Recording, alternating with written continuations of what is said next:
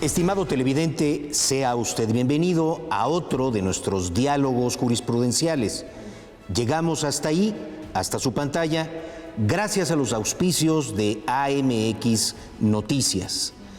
Nos damos cita aquí en el clásico Salón Rojo que alberga al Pleno del Tribunal Superior de Justicia del Estado de México.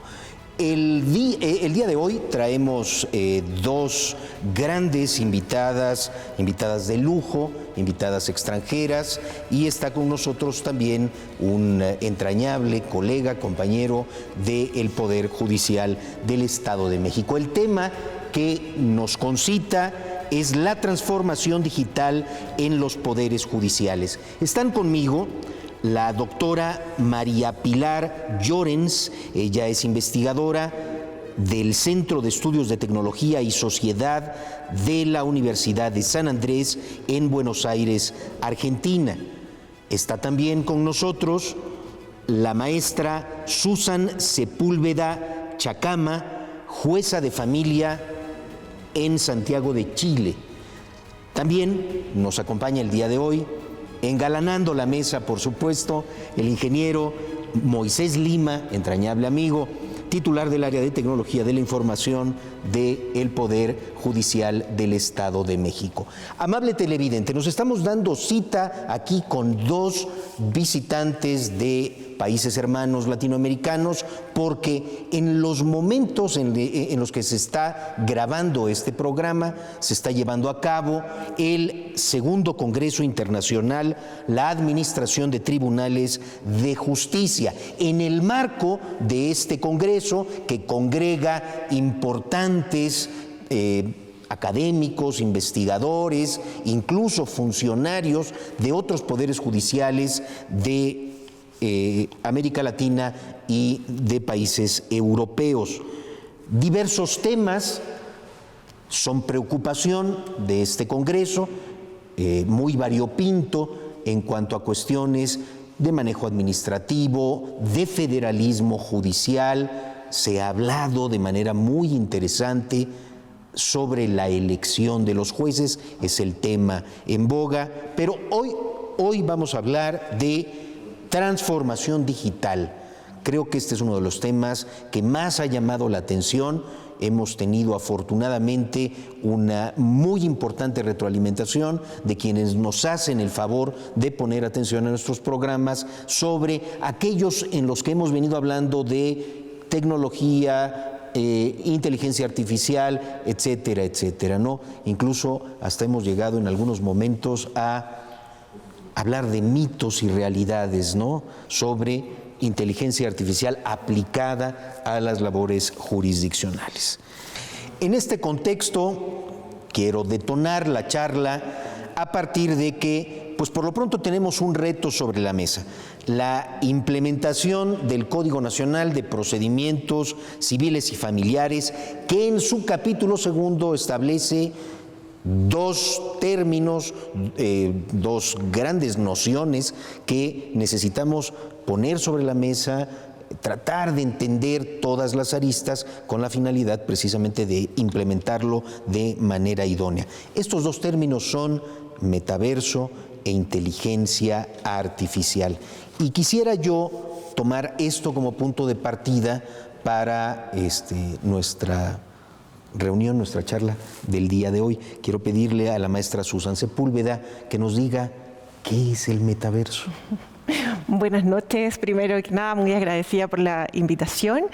Bueno, el metaverso dentro del sistema judicial, de lo que empieza ya con el código en México, es una novedad del punto de vista jurídico legal, porque no existe otra regulación en Latinoamérica que sea conocida. Y lo que sí vimos hoy día en el Congreso fueron experiencias, a lo menos en Chile, desde el punto de vista de simulación de audiencia. El metaverso es una experiencia de las que se denominan experiencias inmersivas, ya que uno ingresa a una realidad virtual a través de determinadas herramientas tecnológicas y por lo tanto uno ingresa a un espacio en el que físicamente, en apariencia uno está, pero en realidad no. Se usa habitualmente hoy en la juventud en los juegos, se ocupa mucho. Por lo tanto, probablemente a un rango etario, entre nosotros probablemente no sea una herramienta muy común, pero entre la juventud ya lo es. Entonces, esta herramienta se ha planteado como una posibilidad para implementarlo como audiencias en metaverso. Esto es, audiencias reales, pero a través de una realidad virtual. Lo que ha existido son experiencias, como digo, en estudios jurídicos privados, y lo que hicimos en Chile en abril, en un congreso, fue una simulación de audiencia, para poder experimentar todas aquellas cuestiones de contenido práctico, pero también aquellas cuestiones de contenido teórico, esto es, cómo el derecho puede regular este tipo de herramientas. ¿Qué hicimos? Un número de jueces simularon una audiencia penal para poder abordar si esta herramienta pudiese servir, por ejemplo, para resguardar la seguridad de jueces y jueces penales o resguardar la seguridad de víctimas en riesgo. Particularmente se abordó en la posibilidad que ocurre en un delito de trata cuya víctima está fuera del país, resguardando su seguridad, pero además donde tiene que declarar un testigo al que también hay que resguardar la seguridad, y esto en un contexto de crimen organizado.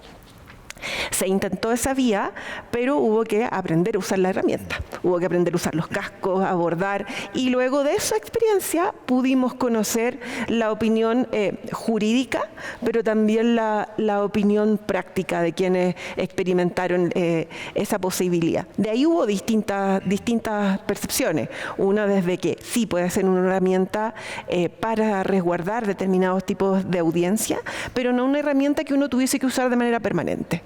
Pero también surgió la posibilidad y se planteó la idea de que este tipo de audiencias pudiese generarse, por ejemplo, para entrevistas con adolescentes o con niños, claro, para quienes esto no es un mundo desconocido, pero sí para generar un espacio de confianza, por ejemplo, en aquellas declaraciones en niños víctimas o eventualmente para el ejercicio del derecho que tiene todo niño, niña, adolescente a ser oído en contexto judicial, pero que el espacio físico de un tribunal pudiese no ser el más grato o el más cómodo, o incluso pudiese ser revictimizante. Entonces se planteó que no había que descartar en un contexto de un juicio de familia o un juicio penal, pero que requiriese intervención de un niño, niña, adolescente cuya herramienta fuera mucho más familiar que entrevistarse con una persona en vivo y en directo, y que además otorgara ciertas garantías, particularmente para la emocionalidad de este niño o niña en este contexto que muchas veces es muy hostil y por lo tanto también muy estresante o traumático.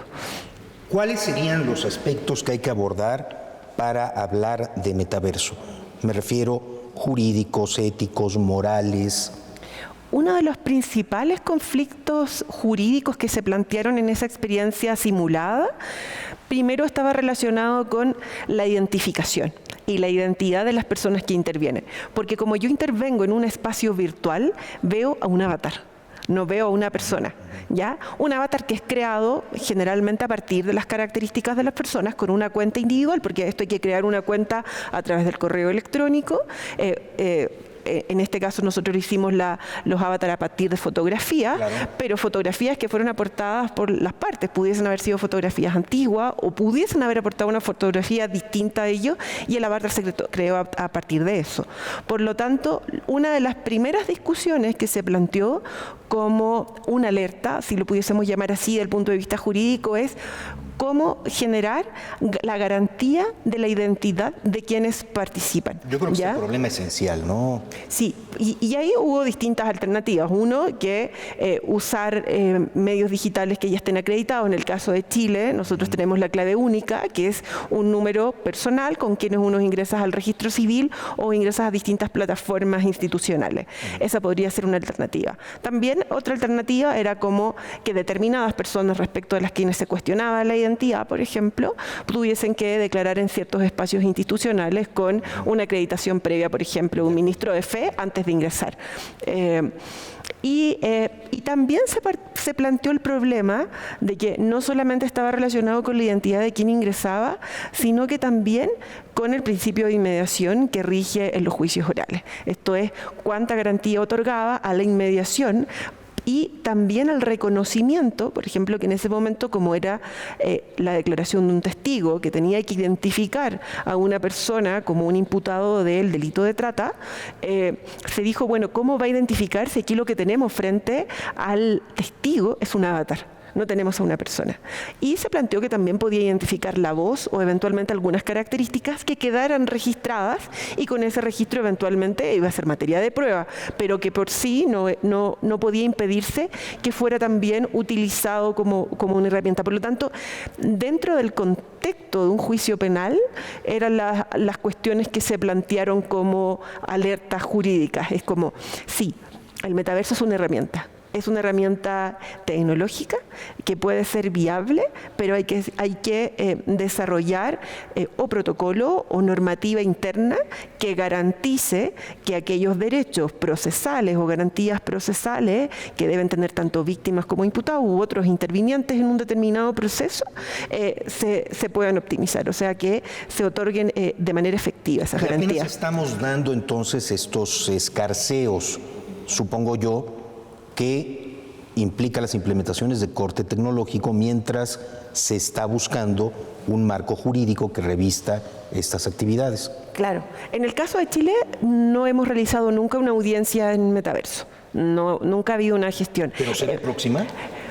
No sé si es tan próxima, porque de hecho en esa oportunidad fue como, entre comillas, la novedad dentro del Congreso que quisimos instalarlo precisamente para instalar el debate, porque sí, ya hay estudios jurídicos privados que están trabajando en metaverso. Ya en Chile hay empresas dedicadas al metaverso jurídico y por lo tanto ya hay estudios jurídicos y hay abogados que ya crearon un estudio jurídico virtual donde se entrevistan con sus clientes a nivel mundial. Por lo pronto me queda claro que hay un mercado sobre ello. Absolutamente. Correcto. Estimado televidente, quédese con nosotros, no se vaya. Lo que viene está muy bueno. Inteligencia artificial. ¿Sabes en qué estamos pensando? Conoce el asistente jurídico virtual, una herramienta de inteligencia artificial que potencializará tu trabajo. La inteligencia artificial es de los inventos modernos que más han impactado y cambiado la forma de hacer las cosas, interviniendo en casi todos los ámbitos posibles. La inteligencia artificial es el conjunto de algoritmos y sistemas computacionales que permiten a las computadoras y máquinas realizar una variedad de funciones avanzadas con el objetivo de razonar, aprender y actuar de manera similar a la inteligencia humana. Esta se divide en dos: IA débil, que se limita a tareas específicas, sin necesidad de tener conciencia o entendimiento del entorno. Estas las encontramos en la vida cotidiana en el GPS del carro, el spam del correo o el reconocimiento facial del teléfono. La IA fuerte posee una comprensión profunda y generalizada del contexto, tiene la capacidad de aprender y adaptarse. Esta la encontramos en autos eléctricos con autopiloto, el metaverso de Facebook y la predicción de tendencias en el marketing. ¿Por qué utilizar la IA en el ámbito jurídico? La principal razón para adoptar la IA es por su capacidad para aumentar la eficiencia, liberando a los humanos de tareas tediosas y repetitivas, reducir la posibilidad de errores humanos y permitir a los profesionales adaptarse a un mundo legal en constante evolución. Se puede utilizar en análisis de contratos, predicción de resultados y corrección de documentos legales. En este ejercicio ocuparemos ChatGPT para redactar una demanda laboral con el formato del Tribunal Electrónico del Poder Judicial.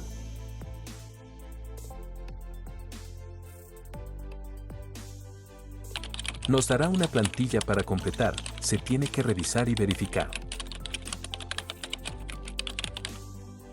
Mientras más contexto tenga, el sistema puede generar una respuesta más amplia.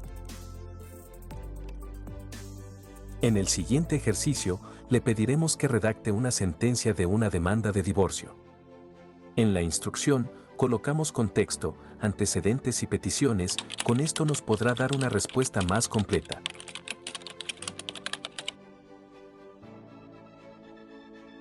Como especifica en el chat, esta respuesta es un ejemplo hipotético y no constituye asesoramiento legal. También existen otras opciones. En este ejercicio ocuparemos Gemini para generar un acuerdo de un documento de promoción en PDF.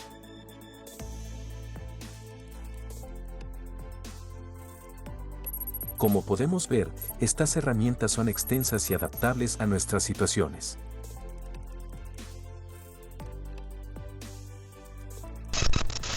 Cabe mencionar que, aunque tiene sus beneficios, también tiene sus desventajas, como lo son la seguridad de los datos y la dependencia a esta. El asistente jurídico virtual se tiene que entender como una herramienta de ayuda en el trabajo, no como un sustituto a las responsabilidades laborales.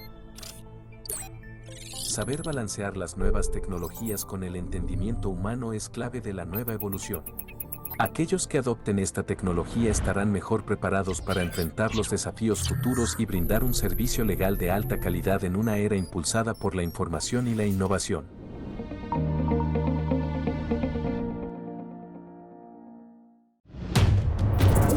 Atención, amantes del deporte y la justicia. Te acerca la 28ª carrera del Laya el Abogado, organizada por el Poder Judicial del Estado de México.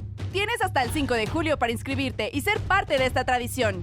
5 y 10 kilómetros. Varonil, femenil, Personas con discapacidad. veteranos de 50 y más. Libre y una exclusiva para litigantes. Te esperamos en la línea de salida. También habrá ruta para ciclistas. Hacer memoria para hacer justicia. Estas 46 fojas en excelente estado de conservación, sus páginas y letras manuscritas, retratan la conciencia liberal de El Nigromante. No, espérate, ese nigromante no, tampoco ese. Hablo de don Juan Ignacio Paulino Ramírez Calzada, abogado liberal, político, ideólogo, gran orador y periodista, quien en 1850 fue acusado por el delito de imprenta, un juicio promovido por el fiscal Eulogio Barrera, por el artículo A los indios de Temis y de Ucalión, un periódico toluqueño que fue incautado y destruido. Mas al ser prueba de juicio, el tribunal cuenta con una pieza que rescató la voz del grafómano. Las elecciones para el Congreso del Estado se acercan, y vosotros, hijos de razas generosas y desgraciadas, debéis trabajar por el triunfo de los liberales puros. Si aspiráis a recobrar la dicha y esplendor que disfrutáis en los tiempos de Nezahualcóyotl. A los indios es un artículo escandaloso cuyas doctrinas insensatas sumirán al mundo en la barbarie. En una carrera del crimen, lo ahogarán en ríos de sangre. Al ponderar los hechos, el fiscal consideró que solo había elementos para configurar el delito de incitación a la desobediencia, y así lo hizo saber al juez. Señálenme a qué autoridad pretendo se desobedezca. Al judicial, no lo menciono en mi artículo. Al ejecutivo, le hago algunos cargos, pero ninguna amenaza. Será legislativo. Este no se entiende con los ciudadanos directamente y pues yo he respetado a todos. No soy responsable de desobediencia. Al no encontrar elementos, el juez Gracida dejó libre al pensador, causando júbilo entre la concurrencia, que fue al juzgado para ver el primer caso en contra de la libertad de expresión en México. Por 173 años, el Poder Judicial del Estado de México ha conservado el expediente penal, que registra la autodefensa de El Nigromante, y hoy forma parte del Archivo de México en la memoria de la UNESCO.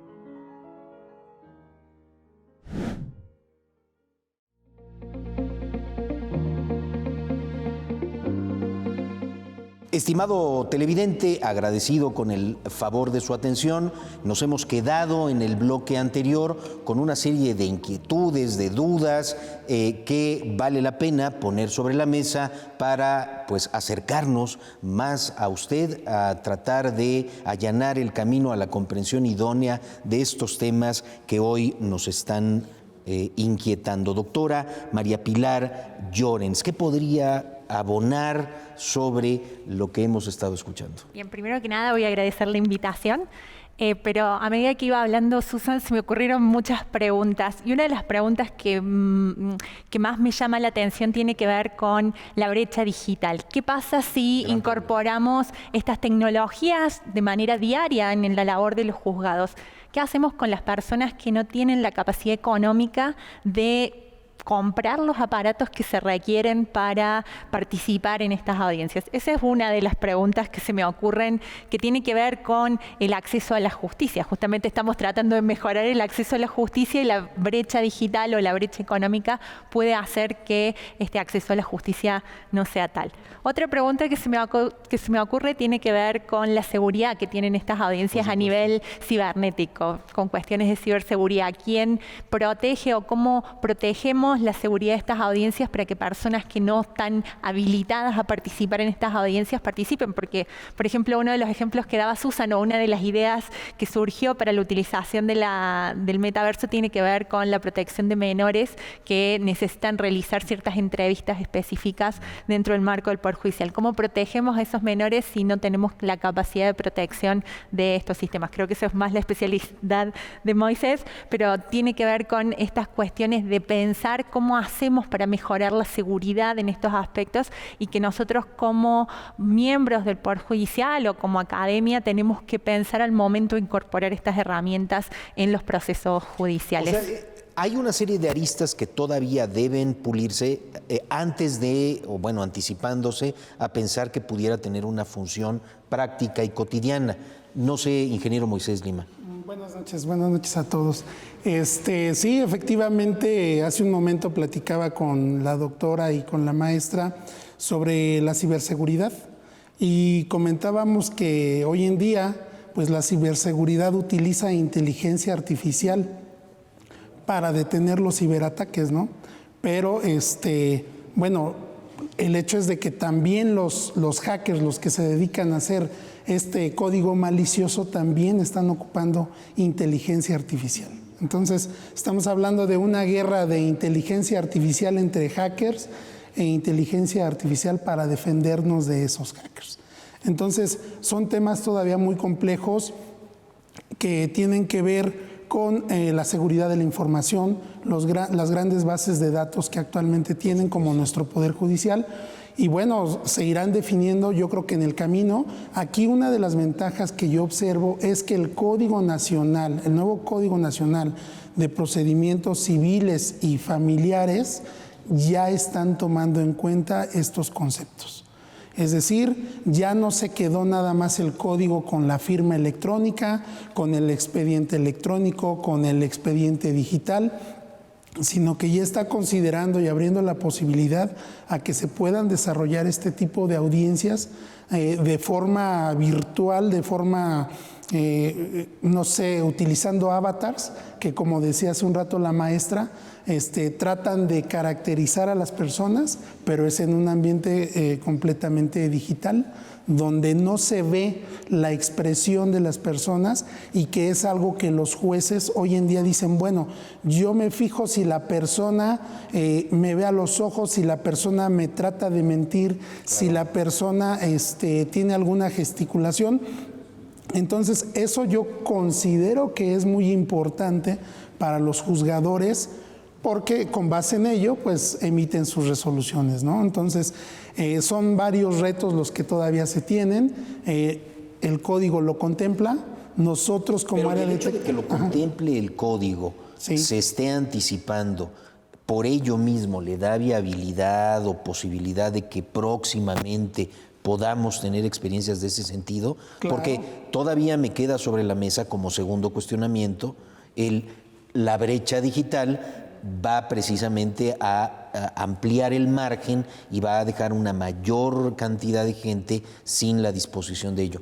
¿Se piensa en esto, ingeniero Lima? Sí, claro. Nosotros como área de tecnologías es una obligación que tenemos que hacer el desarrollo. O sea, lo tenemos que hacer obligadamente. Después ya será una cuestión del Consejo de la Judicatura, del Pleno de Magistrados, que se defina quiénes o qué tipo de juicios o asuntos se van a poder tratar a través del metaverso y cuáles no, cuáles tendrán que seguir siendo con una audiencia tradicional, ya sea de tribuna o de sala de asuntos familiares. Aquí escuchaba también hace un momento, y quiero abundar un poco en el tema, sobre cómo garantizo yo que las personas que están dentro del metaverso son quien dicen ser, o si yo firmo un contrato entre algunas personas morales y firmamos un contrato. Que no haya una simulación, ¿no? Que no haya una simulación. Entonces, también ya hay contratos inteligentes que se pueden firmar entre las personas electrónicamente y después, si hay una disputa entre las dos partes, como esto queda grabado en una cadena de blockchain, que más adelante vamos a ver lo que es, pero es, en pocas palabras, una bitácora con varios nodos en la nube. Como queda grabada en el blockchain, es imposible que nosotros podamos echar abajo ese contrato que firmamos entre las partes. Entonces sería como que una manera de asegurar que yo soy quien digo ser y no me puedo retractar de ese contrato que firmé al principio. Bueno, ¿y qué otros cuestionamientos? Porque estaba pensando en otras cuestiones que tienen que ver más con la percepción de las audiencias. ¿Cuál es la percepción que tiene la persona de participar en una audiencia en el metaverso? Creo que son cuestiones que todavía no están resueltas. ¿Una persona le da la misma entidad a esa audiencia? Eso no sé si ustedes lo han... Qué bueno que planteaste eso, porque dentro de quienes participaron en esta audiencia simulada, había una jueza que tuvo la intervención como víctima. Era una víctima que, para efectos de la caracterización de la audiencia, era una mujer rumana que había sido llevada para explotación sexual en contexto de trata.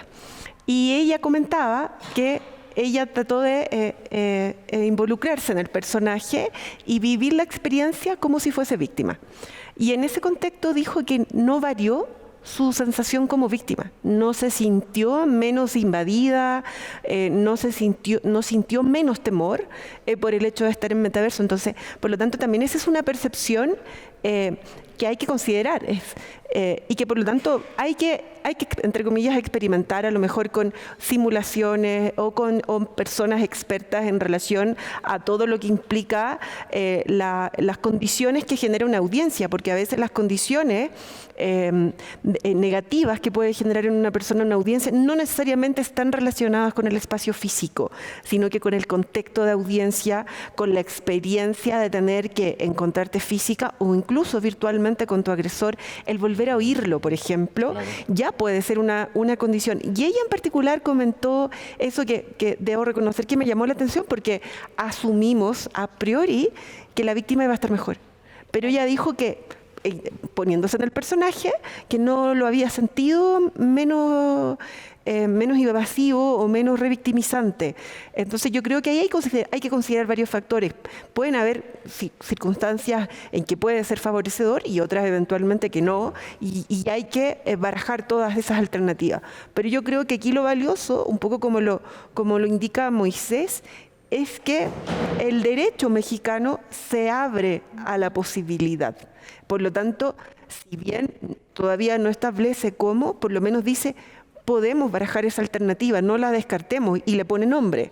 O sea, dice metaverso, por lo tanto ya plantea la posibilidad de usar herramientas de experiencias inmersivas que hoy conocemos como metaverso. Podemos más adelante a lo mejor tener otro nombre, pero por lo menos no se cierra a la posibilidad de ampliar la gama de herramientas tecnológicas que puedan favorecer al sistema judicial. Dejamos aquí, brincaremos con esto mismo en el bloque siguiente. Estimado televidente, quédese ahí, no se vaya, el tema está buenísimo. Siga con nosotros. Estamos a pocos días de implementar el nuevo Código de Procedimientos Civiles y Familiares en el Estado de México. ¿Te has preguntado qué dice este código sobre tecnología y con qué recursos contamos para su implementación? Si pensabas que tecnologías como la inteligencia artificial, el metaverso y el comercio digital eran cosas del futuro, es momento de reconsiderarlo. El artículo 2 del código incluye conceptos clave como el metaverso, cadena de bloques, firma electrónica, expediente electrónico y procesos en línea. Por ello, es fundamental actualizarnos y adelantarnos a las nuevas tecnologías para no quedarnos atrás en esta transformación. Uno de los aspectos más destacados del nuevo código es la digitalización y el uso de tecnologías de la información. Esto incluye sistemas de justicia en línea y expedientes electrónicos que permiten trasladar los procesos a lo digital. En el Poder Judicial del Estado de México, encontramos, entre otros sistemas, el Tribunal Electrónico donde se pueden realizar promociones y demandas de forma inmediata y sin necesidad de acudir a un juzgado. A partir de estos procesos en línea se genera un expediente electrónico que facilita un acceso más rápido y eficiente a la información, el cual mejoramos día con día. Además, contamos con audiencias virtuales que permiten realizarlas por videoconferencia, acelerando procesos y reduciendo costos. Para esto, utilizamos herramientas de inteligencia artificial como traductores de video a texto que nos ayudan a generar predicciones de resoluciones. Otras herramientas que podemos encontrar en el código como parte de la modernización de los procesos son los juzgados en línea, sistemas como el Boletín Judicial Electrónico, digitalización de documentos y archivos digitales. Al hablar de procesos en línea, el código menciona la seguridad de la información para garantizar la integridad, seguridad y confianza de los procesos mediante estrategias de ciberseguridad. Iniciamos con una firma electrónica avanzada que garantiza la legalidad y autenticidad de los documentos y posicionamos el área de ciberseguridad como un apoyo directo a la alta dirección. El nuevo código también busca acelerar los procedimientos jurídicos y reducir el tiempo de resolución de casos con herramientas como las notificaciones electrónicas, creando medios de comunicación oficiales como el correo institucional donde podrás recibir tus notificaciones, además de la mensajería instantánea de WhatsApp. Aparte de mejorar equipos y sistemas, esta modernización busca humanizar los procedimientos mediante la capacitación y asistencia a los usuarios para facilitar el cambio. ¿Qué nos espera de las nuevas tecnologías? La ciencia ficción que veíamos en el cine y en la televisión ya es una realidad. El código menciona el metaverso proponiendo la idea de salas virtuales y masivas para audiencias a distancia con la misma interacción, validez y seguridad sin necesidad de salir de casa. Esto puede incluir filtros entre demandante y demandado o asistencia a personas con dificultades para trasladarse. La inteligencia artificial también jugará un papel clave en los procesos y asistirá en juicios, audiencias y diligencias virtuales. La inteligencia artificial se ha implementado en la estadística descriptiva y predictiva para fortalecer la toma de decisiones. Se busca ampliar la seguridad de procesos en línea con sistemas de cadena de bloques que registran de manera instantánea los movimientos realizados, actuando como una bitácora almacenada en la nube con varios nodos de respaldo. Como puedes ver, todavía hay un mundo de posibilidades por explorar. En el Poder Judicial del Estado de México, continuamos trabajando para ofrecer un mejor servicio y mantenernos al día con los avances tecnológicos y los cambios jurisdiccionales.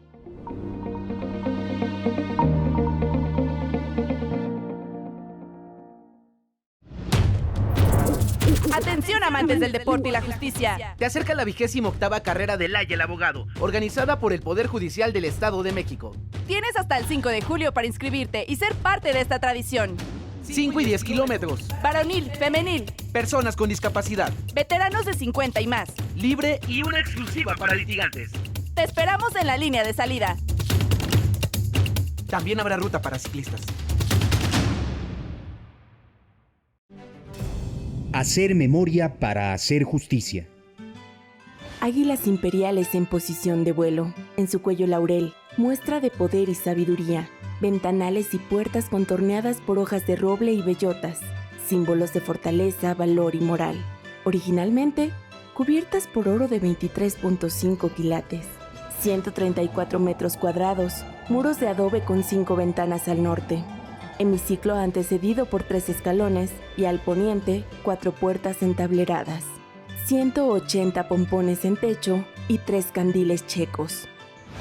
Este es el histórico Salón de Plenos del Poder Judicial, restaurado en el 2021, la primera acción rumbo al Bicentenario. Rescatar el Salón de Plenos es muy importante porque vamos a devolverle su majestuosidad, la grandeza que ha tenido y ha sido testigo de grandes acontecimientos no solamente para el Poder Judicial sino para todo el Estado de México.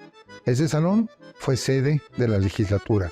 Desde ahí se hacían recepciones para celebrar las fiestas de la Independencia Nacional. La Guía de los Viajeros, de Aurelio J. Venegas, refiere a este recinto como el Salón Rojo. Se dice que Porfirio Díaz lo visitó y aquí se hicieron las exequias de Vicente Villada, quien residía en el palacio. Un palacio que fue diseñado por un niño héroe. Sí, escuchaste bien, un niño héroe, el ingeniero Ramón Rodríguez de Arangoiti, uno de los cadetes que defendió el castillo de Chapultepec. Llegó a Toluca en 1870 a crear y construir, entre sus obras, el Palacio de Gobierno, actualmente residencia del Poder Judicial.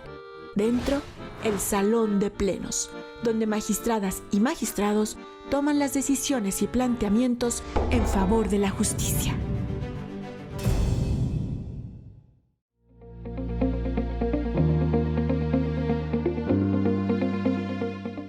Estimado televidente, agradecemos que siga con nosotros y de inmediato seguimos con el tema, más bien. Hablábamos antes de entrar a la grabación que subyace un problema de carácter estructural para poder avanzar en estos temas, fundamentalmente porque la brecha tecnológica entre norte-sur sigue siendo pues bastante imperante en este sentido, y eso pone en tela de juicio acceso a la justicia. Yo estaba pensando en estas experiencias que planteaba Susan y estaba pensando en la realidad económica de la Argentina y pensaba por qué en Argentina no está tan extendido, y creo que la explicación puede venir por esta cuestión de la estructura económica del país. El país no tiene la capacidad de acceder a estos equipamientos por cuestiones de exportación, de importación, por el costo de vida. Entonces no conozco estas perspectivas o el intento de realizar estas experiencias dentro del Poder Judicial, y tampoco lo he sentido en estudios privados o en estudios de abogados privados.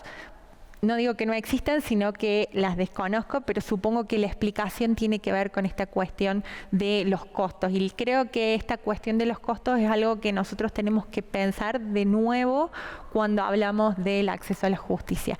La idea es que la justicia con la tecnología se acerque a la gente y no que justamente por incorporar tecnología la justicia se aleje de la gente. Parecería paradójico, pero efectivamente la intención más bien es llegar a hacer una justicia todoterreno que pudiese llegar hasta los más vulnerables, y se revierte efectivamente con todo el peso de los costos, las implicaciones institucionales. Adquirir tecnología implica procedimientos bastante complejos en el ámbito administrativo, y dicho sea de paso, continuamos con la dependencia tecnológica de los países que desarrollan estos grandes herramientas tecnológicas. Perdón. Quería agregar algo que tiene que ver con esto, que por ahí el pensamiento de la introducción de estas herramientas viene de las capitales de los países que funcionan como un centro norte. Si pensamos en esta dicotomía norte global, sur global, lo mismo funciona en los países, por lo menos en los países federales. En Argentina funciona así. Todo lo que no pasa por Buenos Aires por ahí no tiene el mismo desarrollo cuando estamos en el interior. Entonces por ahí cuando nosotros pensamos desde la capital la introducción de estas herramientas en el sentido, en el ámbito de la capital, tiene sentido la aplicación de estas herramientas, pero cuando nos alejamos y vamos hacia jurisdicciones del interior, no solo del país, sino de la provincia o del estado, puede que estas herramientas no tengan el mismo alcance o no tengan las mismas necesidades. Entonces, por ahí cuando pensamos en estas herramientas tenemos que pensar en estas cuestiones que son más bien sociológicas, económicas, que por ahí no las tenemos en cuenta cuando intentamos hacer estas implementaciones. De lo que plantea Pilar, lo estuvimos hablando hoy día precisamente en el Congreso, porque hablando específicamente del derecho de acceso a la justicia, que debe ser nuestra preocupación primordial, hablábamos de eso, cuáles son las ventajas, cuáles son las desventajas y cuáles debieran ser, por lo tanto, los estándares a partir del acceso a la justicia cuando tomemos la decisión institucional de implementar alguna herramienta de tecnología. Por lo tanto, toda herramienta tecnológica tiene que venir asociada a esos cuestionamientos. Por lo tanto, esos cuestionamientos que se están planteando acá son los cuestionamientos que debiésemos hacernos institucionalmente y considerando todas las variantes económicas, también las variantes geográficas, porque no en todos los lugares se accede de la misma forma, pero siempre partiendo de no descartarlo a priori, pero sí analizar, que un poco lo hablamos mucho hoy día, el por qué, para qué y cómo. Bueno, su señoría, ya planteamos, hay ventajas, desventajas. ¿Por qué no las ofrecemos a quien nos está escuchando y nos está viendo? ¿Qué ventajas y desventajas podemos poner sobre la mesa respecto de la utilización de estas tecnologías? Las ventajas que tiene la utilización de las tecnologías de la información y comunicación, que son lo que hemos abordado sobre transformación digital, son principalmente la eficiencia del sistema, la rapidez, la ejecución de los procesos, y también muchas veces nos permite la tecnología modificar el lenguaje de cómo nos dirigimos a las personas, aterrizar también y ser más cercana. A veces la tecnología puede generar momentos de mayor cercanía a la ciudadanía, pero lo que tenemos que decidir es cómo diseñamos esa tecnología, porque también tenemos que ahí incorporar lo que también estaban planteando, la interdisciplina es esencial a la hora de los desarrollos tecnológicos. Por lo tanto, tenemos que tener consideraciones jurídicas, consideraciones tecnológicas, consideraciones sociológicas. ¿Por qué? Porque antropológicas, también creo que incluso estamos dejando de lado un vector que es terriblemente importante abordar, el de los derechos humanos. Absolutamente. Ese es el punto base. Ese es el punto base. Los derechos fundamentales de las personas, particularmente el derecho al acceso a la justicia, es el derecho que tenemos que considerar antes de tomar una decisión. Por eso yo hablaba de ventajas, desventajas y estándares. Y estos estándares tienen que ser visibilizados a partir del acceso a la justicia. ¿Cómo yo, mediante el uso de tecnología, logro garantizar este derecho fundamental, que es el derecho que convoca a la institución, que es el Poder Judicial? Pero estoy viendo que estos escenarios, aún rudimentarios, siguen causando la pasión de los investigadores y de los académicos, ¿no? O sea, claro, se nos presentan, digamos, estos escarceos, estos primeros pasos, todavía algo complicados, sin embargo, veo demasiado ánimo y lo que a mí me preocupa, de inmediato podría decirlo, que tanto es fantasía y que tanto es realidad. Y si seguimos trabajando sobre la fantasía, pues no creo que tengamos un futuro muy halagüeño. Doctor, a mí me gustaría retomar un poco el tema que estaban tratando ahorita respecto a la economía que va relacionada directamente al enfoque tecnológico, ¿no? Lo que nos gastamos en la tecnología. Por un lado, debemos recordar que ya ahorita las empresas, las grandes empresas que se dedican al desarrollo de tecnología, te manejan contratos donde es bajo demanda, es decir, lo que tú utilices es lo que yo te cobro. ¿Cuál es la desventaja de utilizar estas plataformas que generalmente se encuentran en la nube? Que la información de las audiencias, aunque sean estas audiencias hechas en salas virtuales con metaverso, van a estar en un lugar almacenadas que no es en tus instalaciones jurisdiccionales. O sea, es una empresa la que es la tenedora de la información, válgame Dios. Eso implicaría que estamos a merced de las empresas que manejen la... Sí, entonces ellos tienen una serie de servidores en todo el mundo donde tienen las audiencias, en este caso hablemos del Poder Judicial, donde podrían tener las audiencias de nuestra institución almacenadas en dichos servidores. O sea, entonces, no estamos hablando de Skynet y Terminator todavía. No, todavía no. Ok, a ver. Ahorita, en la actualidad, ¿cómo nos encontramos en la institución? Toda la información y todas las audiencias que se producen en el Poder Judicial del Estado de México las tenemos en sitio. Las tenemos on-premise aquí en nuestros centros de datos ya robustecidos y bueno, somos dueños de la información y aquí la tenemos resguardada. Pero si queremos dar estos grandes pasos a la cadena de bloques, lo que hablábamos hace un momento, blockchain, y a este tipo de plataformas, perdón, como es el metaverso, seguramente tendremos que contratar una de estas grandes empresas para que nos brinde el servicio, como lo mencionaba hace un momento, sobre demanda. Es decir, lo que consumamos es lo que vamos a pagar mensualmente y entonces ya nos llegará la factura, pero las audiencias van a estar almacenadas en los servidores de estas empresas. Bien, estimado televidente, estamos viendo riesgos, horizontes, posibles tropiezos que tengamos de inmediato, ya nos estamos anticipando. No se vaya, quédese con nosotros porque seguimos hablando para el siguiente bloque sobre inteligencia artificial. ¿Te has preguntado qué hace el Poder Judicial del Estado de México para protegerse de los ciberataques? La ciberseguridad es el tipo de trabajo que, si está bien hecho, no se ve y pasa desapercibido por la mayoría.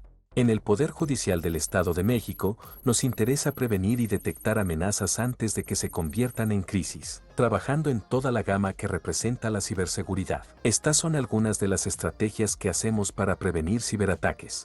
Control de accesos. Este se utiliza para evitar que la información confidencial, como los datos de los clientes y la propiedad intelectual, sea robada por delincuentes u otros usuarios no autorizados.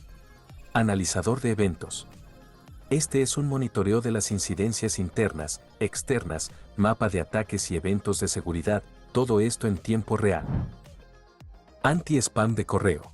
Es un filtro de correo electrónico para protección ante spam, adjuntos con malware y phishing, evitando que lleguen al usuario. Con este se genera una estadística para poder tener un control y conocer las posibles amenazas.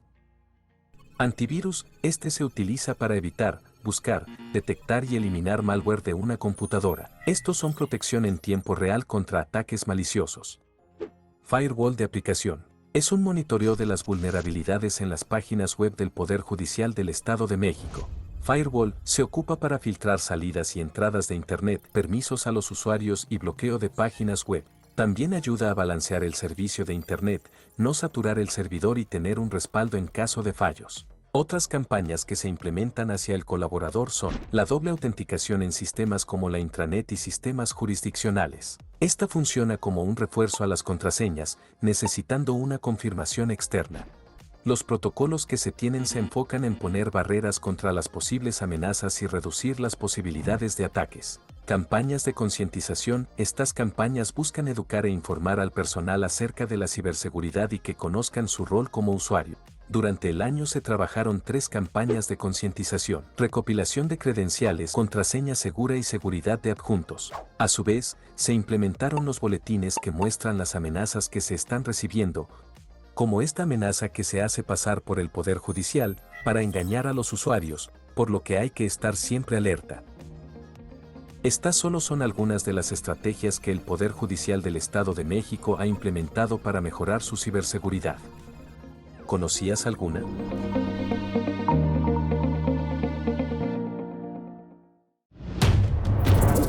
Atención, amantes del deporte y la justicia. Te acerca la 28ª carrera de Laya el Abogado, organizada por el Poder Judicial del Estado de México. Tienes hasta el 5 de julio para inscribirte y ser parte de esta tradición. 5 y 10 kilómetros. Varonil, femenil. Personas con discapacidad. Veteranos de 50 y más. Libre y una exclusiva para litigantes. Te esperamos en la línea de salida. También habrá ruta para ciclistas. Hacer memoria para hacer justicia. Es el caso de que yo no he fijado mi pie por mucho tiempo en ninguna parte, y así he corrido de la Seca a la Meca. Me he impuesto a la perfección en las costumbres, la política, la filosofía, la moral, la jurisprudencia, la economía, la bélica. Soy capaz de dictar leyes para una república absolutamente democrática, federativa o representativa, una aristocracia o un gobierno mixto. Soy Jacobo de Villarrutia López y Osorio, el primer presidente del Supremo Tribunal de Justicia del Estado Libre de México. Nací el 23 de mayo de 1757 en Santo Domingo. Fui oidor de la Gran Audiencia de Guatemala. El rey Carlos IV ordenó por real cédula mi traslado a la Nueva España, donde me nombró alcalde del crimen de la audiencia, de la que fui el único integrante en apoyar el movimiento autonomista de la Nueva España. Fundé con Carlos María de Bustamante el Diario de México. Después regresé a España y otra vez crucé el océano para ser miembro de la Junta de Libertad de Imprenta y regente interino de la Real Audiencia de México. El 28 de marzo de 1825, el Congreso Constituyente me nombró presidente del Supremo Tribunal de Justicia del Estado Libre de México, y los magistrados que lo conformaron tomaron protesta e iniciaron sesiones el 6 de abril del mismo año. Que la conducta y operaciones del Supremo Tribunal de Justicia sean la más segura y elocuente demostración de la sincera gratitud de sus ministros y sus votos, de contribuir a la mejor armonía, paz y felicidad del Estado. Así lo dije.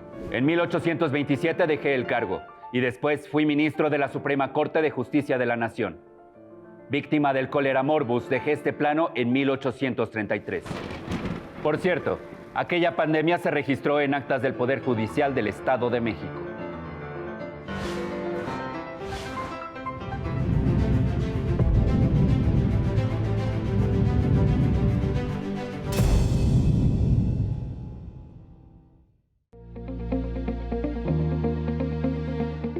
Estimado televidente, gracias por concedernos el favor de su amable atención y pues bueno, yo quisiera preguntarle a la doctora Llorens porque debemos tenerle miedo porque pareciera que estamos infundiendo miedo y en realidad creo que no es el camino idóneo. No, creo que, a ver, lo que estamos planteando son todas las dudas que se nos plantean cuando analizamos estas cuestiones, sobre todo desde el ámbito académico y bueno, con experiencias concretas en los poderes judiciales.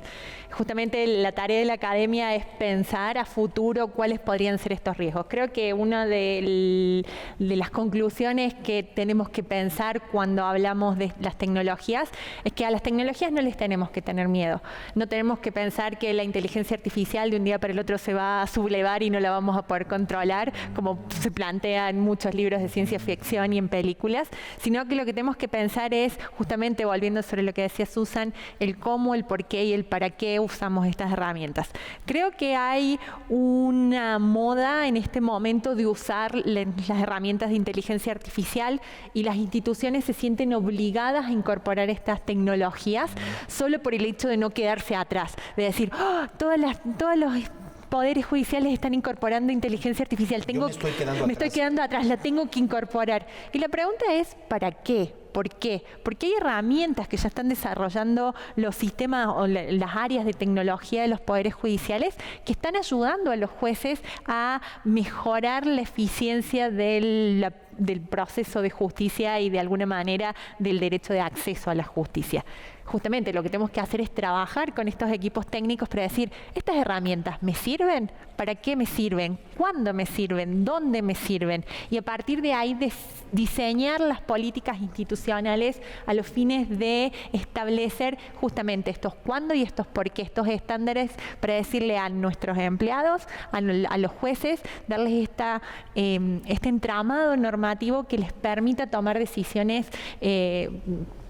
informadas sobre el uso de la tecnología. Creo que en este momento todos estamos corriendo a usar ChatGPT, por mencionar una de las tantas mecanismos de inteligencia artificial generativa, porque es uno de los más conocidos y uno que tiene mucho marketing. Y todos estamos tratando de eficientizar nuestros procesos y tratando de escribir artículos científicos, sentencias, resoluciones judiciales con el ChatGPT. Y la pregunta es, ¿nos sirve? ¿Cuándo nos sirve? ¿Es válida los artículos o los textos que produce? ¿Son coherentes?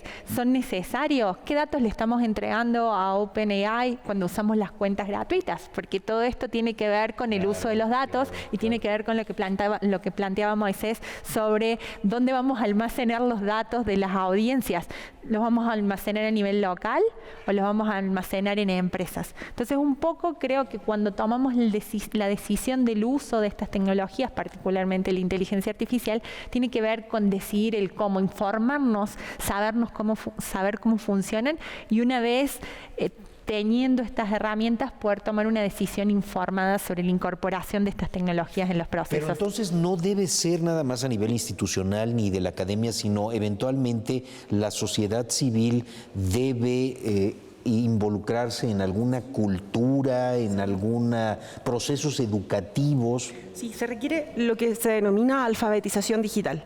Y esa alfabetización digital puede ser incorporada en distintas instancias, desde la educación formal, desde temprana infancia, en todo el proceso, y respecto a aquellas generaciones a las que no tuvieron acceso, en otros espacios, desde capacitaciones o de charlas educativas. Y ahí yo creo que también pone usted el punto en un espacio muy clave, que es la participación ciudadana en el desarrollo de las tecnologías. Y cuánto cuánto oímos a la ciudadanía al momento del diseño. Usted planteaba que también cómo romper muchas veces estos mitos o temores es conocer otras experiencias. El caso de Chile, la incorporación de las tecnologías de la información en los procesos judiciales viene desde hace mucho tiempo, particularmente desde que se iniciaron las reformas procesales, reforma procesal penal que partió con el expediente digital, ya con la ley de tramitación electrónica del año 2015-2016, lo que permitió, en el caso del Poder Judicial chileno, que al momento de la pandemia nunca paramos. El Poder Judicial chileno nunca dejó de trabajar.